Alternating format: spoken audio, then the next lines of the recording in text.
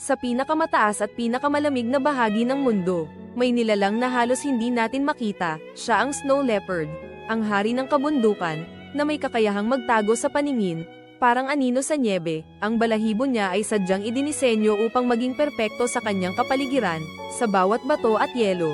Nagiging imposible siyang makita, ang pagiging invisible ang susi sa kaligtasan niya. Ito ang unang lihim ng kanyang pamumuhay. Hindi lang pagtatago ang alam ng snow leopard, ang makapal na balahibo at mahabang buntot niya ay pananggalang sa lamig at para sa balanse sa pagtalon, ang malalaking paa niya ay parang natural na snowshoes, nagbibigay daan para makagalaw sa malalim na nyebe. Sa bawat pagtalon, lumalabas ang kanyang pambihirang lakas at kakayahang umangkop. Ito ang nagbigay sa kanya ng titulo bilang pinakahusay na mangangaso. Bawat kilos ay kalkulado, tahimik, isang tunay na survivalist. Sa kabila ng kanyang galing sa pagtatago at pag-angkop, ang snow leopard ay humaharap sa matinding hamon, pagbabago ng klima, pagkawala ng tirahan, at ilegal na pangangaso ay nagbabanta sa kanyang populasyon. Ang Invisible King ay unti-unting nawawala. Dapat nating malaman ang kanyang tunay na halaga. Ngayon, kailangan niya ang ating tulong. Ang pagprotekta sa kanya ay hindi lang para sa snow leopard, kundi para sa balanse ng kalikasan at ating kinabukasan. Ito ang kanyang huling lihim,